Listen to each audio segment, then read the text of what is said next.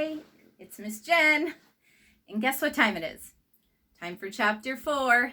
I love this book. I really hope that you are enjoying it as much as I am.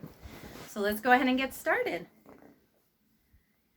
Jessie had been waiting for this moment, the moment when Evan would see their lemonade stand, see the wonderful decorations they had made, see the crowds of people waiting in line, see Megan Moriarty standing by her side. He would see it all and be so impressed. He would think to himself, wow, Jessie is one cool kid. She sure knows how to run a lemonade stand right. And then he'd jog over and say, hey, can I help you out? And Jessie would say, sure. We were hoping you'd come over. And it would be like old times. Why hadn't it worked out like that? With one part of her brain, Jessie continued to take money from customers and make change. That was the part of her brain that worked just fine. With the other part of her brain, Jessie went over what had happened with Evan. That was the part of her brain that tended to run in circles. She and Megan were selling lemonade. Business had been good. Then Mrs. Polly, a neighborhood mom, walked up. She had a bunch of kids in her backyard running through the sprinkler. And now they wanted 12 cups of lemonade. 12! It was the biggest sale of the day. Megan got cracking, pouring the lemonade, and Jessie took the 6 singles that Mrs. Polly had handed her. All the kids from Mrs. Polly's backyard were chanting, lemonade, lemonade, lemonade.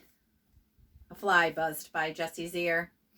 They'd been having a problem with the flies because of the sticky lemonade spilled on their hand. And she cocked her head to one side to shoo it, since her hands were busy with the money. And that's when Jessie looked up and saw Evan standing there staring. So she smiled. But he didn't smile back. So she waved.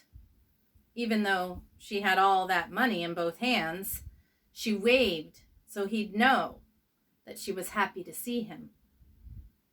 And then he stalked off, all stiff-legged and bristly. And she never got to say, sure.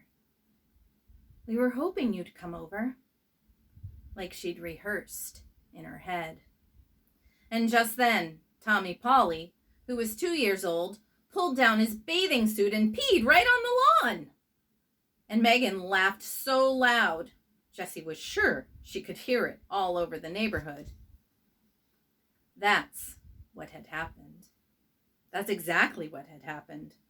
But Jessie knew that something else entirely happened. And she didn't get it. The way she didn't get a lot of things about people. All she knew was that the sight of Evan walking away from her for the second time that day, made her feel so sad and alone that she just wanted to run home to her room and curl up on her bed with Charlotte's Web. Hey, Madam Cash Register, said Megan, nudging her. You're falling behind. Ring 3 for this lady and 1 for this kid here. Jessie turned away from the retreating figure of Evan. That's $1.50, she said to the woman standing in front of her. She took the $5 bill the woman was holding out and made change from her lockbox, focusing all her energy on the part of her brain that worked just fine. It's true that when Evan had first walked out of the garage, Jessie had banged up to her room and tried to think of every way possible that she could make his life a living misery. She'd thought of telling Mom that Evan was the one who broke the toaster by playing hockey in the house, which was not allowed. She thought of taking back every one of her CDs from his room, even though she knew that would mean she'd have to give back all of his CDs. She even thought of putting peanut butter in his shoes. That was something she'd read in a book, and she loved to imagine that moment of horror when he'd think he'd somehow gotten dog dew inside his shoes. But when these ideas had finished bouncing around her brain, and when her breathing had returned to normal, and her fists weren't clenched at her sides anymore, she knew that what she really wanted to do was to get the old Evan back, the one who was so much fun to be around, the one who helped her out of every jam. Like when she ate all the Lorna Doones that Mom had set aside for the Girl Scout meeting. And Evan had ridden his bike to the 7-Eleven and bought a new package before Mom even noticed. Or when she accidentally, well, not accidentally, but how was she supposed to know? Picked the red flowers in Grandma's garden that were a hybrid experiment. Evan had said they'd both done it so that Grandma's disappointment would be spread around. Or the time that Jessie had smashed the ceramic heart that Daddy had given her because she was so mad that he had left them. And then, when she had cried about her broken heart, Evan had glued every single last piece back together again. She wanted back the Evan who was her best friend. But Evan didn't want her because he thought she was a baby and she was going to embarrass him in Mrs. Overton's class. So she had to prove to him that she was a big kid, that she could keep up with the crowd, that she could fit in, even with his 4th grade class. I'll show him I can sell lemonade too, just as good as him and Scott. I won't embarrass him. So Jessie got down to business. She knew she needed a partner. From past experience, she'd learned that having a lemonade stand alone wasn't considered cool. It was considered pathetic. And her partner would have to be a 4th grade girl, because that's what this was all about. Showing she could fit in with the 4th graders. So the question was, who? It had to be a girl who lived in the neighborhood, or at least close enough to bike to her house. And it had to be someone that Jessie had talked to at least once. No way could she just call up a girl she'd never met, never even talked to. And it had to be someone who seemed nice. This last part was a problem, because Jessie knew that she often thought people were nice, and then they turned out to be not nice. Case in point, those 2nd grade girls. So Jessie decided it had to be someone who Evan thought was nice. Evan knew about these things. He was the one who had explained with his big arm around her shoulder, Jessie, those girls are making fun of you. They are not nice. When Jessie thought about all these different requirements, there was only one obvious answer: Megan Moriarty. She lived less than 3 blocks down the street. Jessie said hi to her a few times while biking in the neighborhood, and Evan must have thought she was nice because Jessie had found a piece of paper in his trash can with Megan's name written all over it. Why would he cover a page with her name if he didn't think she was a nice person? Jessie went to the kitchen and climbed onto the stool so that she could reach the cabinet over the stove. She took down the school phone book and looked through the listings for both of last year's 3rd grade classes. No Megan Moriarty. Duh, Jessie remembered. She'd moved in halfway through the school year. With a sinking heart, Jessie checked the town phone book. No Moriarty family listed on Damon Road. Okay, said Jessie, slapping the phone book shut and putting it back in the cabinet over the stove. Time for plan B. Jessie went to the hall closet and got out her backpack, which had been hanging there, empty, since the last day of school. Inside, she put 3 cans of frozen lemonade from the freezer and a lockbox full of change. She put the $10 bill, still paper clipped to last year's birthday card from her grandmother, in her top desk drawer. Then she went to the garage, strapped on her helmet, and rode off on her bike. As she left the driveway, she could see Evan and Scott's lemonade stand on the corner. But she was careful not to make eye contact. She didn't want to talk to Evan until she was ready to, ta-da, impress him. Her heart leaped when she imagined him ditching Scott to be with her. Megan's house was so close that Jessie got there in less than 30 seconds. And less than 30 seconds wasn't nearly long enough for her to plan what she was going to say. So she rode back and forth in front of the house about 15 times, trying to pick the right words. "What are you doing?" a voice shouted from the upstairs window. Jessie slammed on her foot brakes and looked up. Megan was staring down at her. She looked huge. Her voice did not sound nice.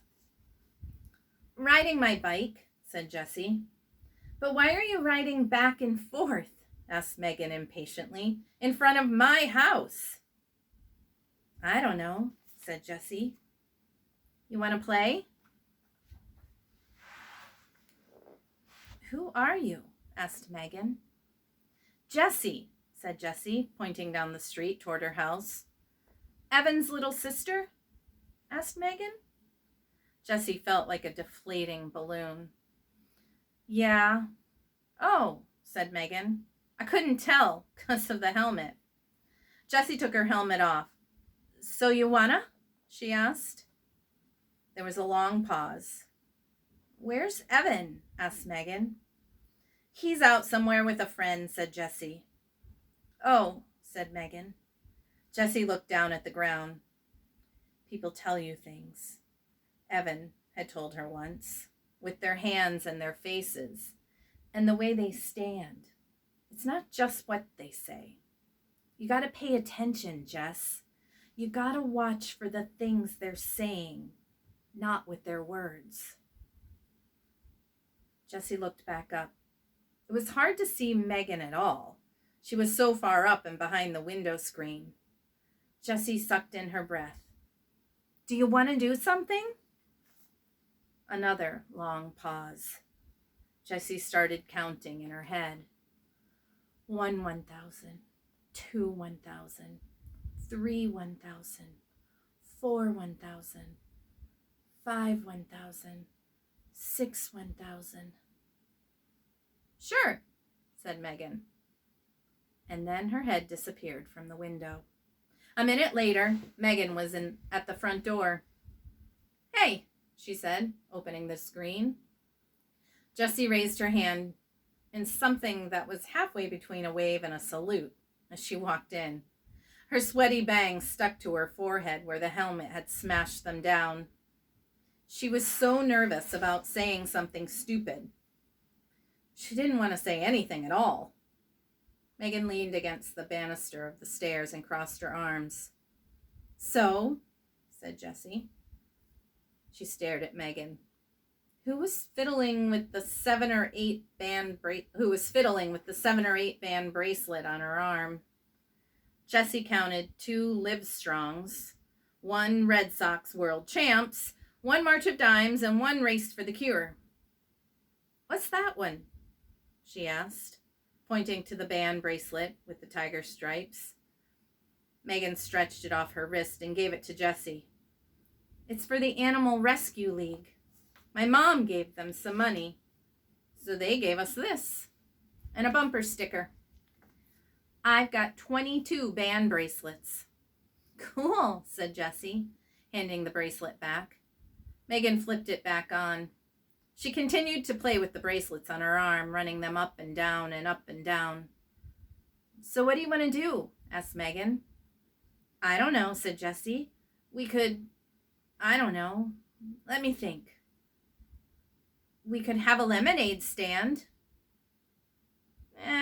Said Megan, sounding bored. It'll be fun. Come on. We don't have any lemonade, said Megan.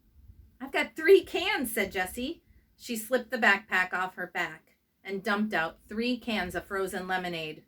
Her lockbox came rattling out, too. What's that? Asked Megan. My lockbox, said Jessie. We can use it to make change. She felt her face getting red. Maybe 4th graders weren't supposed to have lockboxes. How much money have you got? Asked Megan.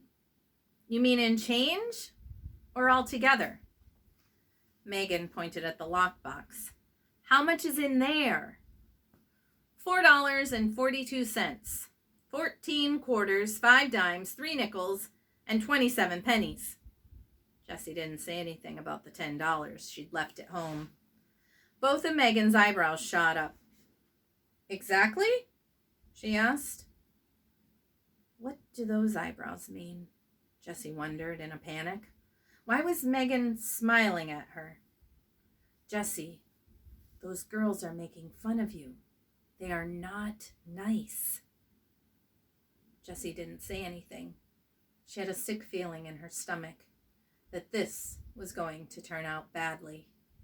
Megan straightened up. Wow, you're rich, she said. Want to go to the 7-Eleven? We could get Slurpees.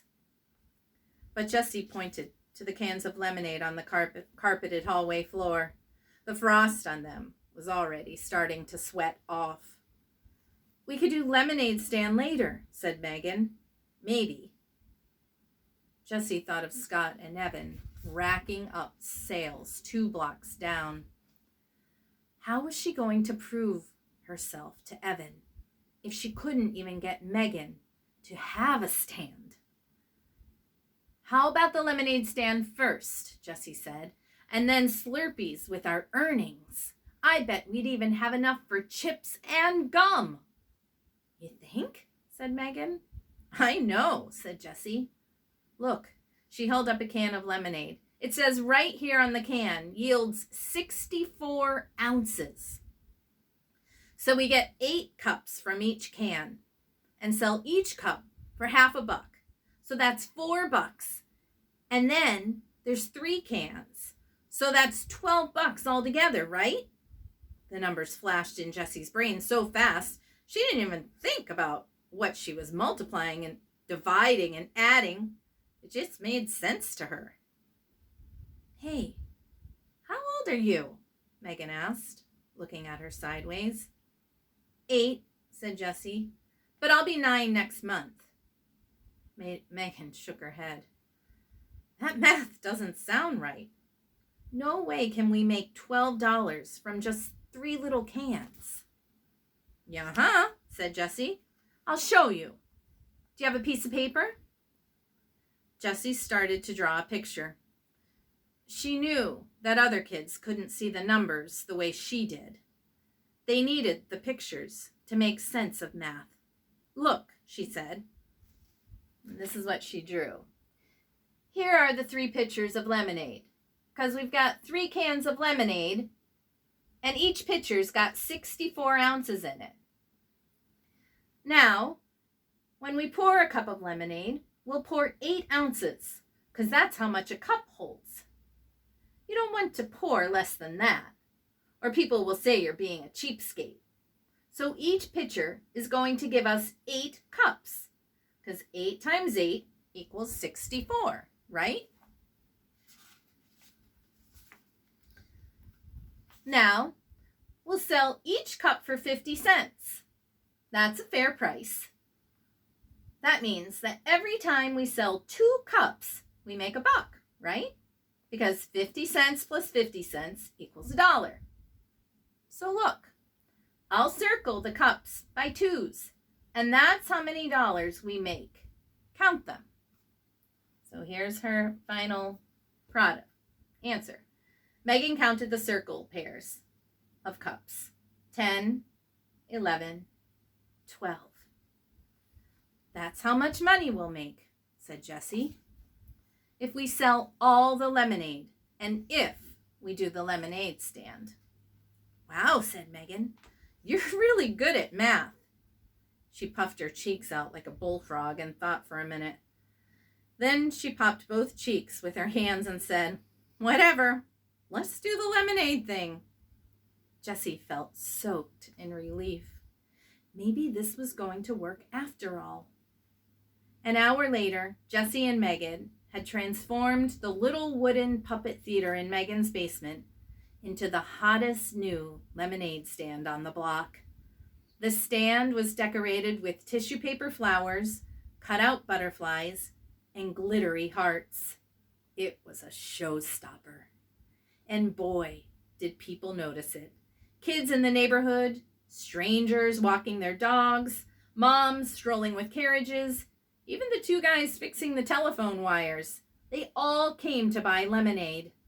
And just when Jessie and Megan were on the verge of running out, Mrs. Moriarty went to the store and bought 3 more cans, free of charge.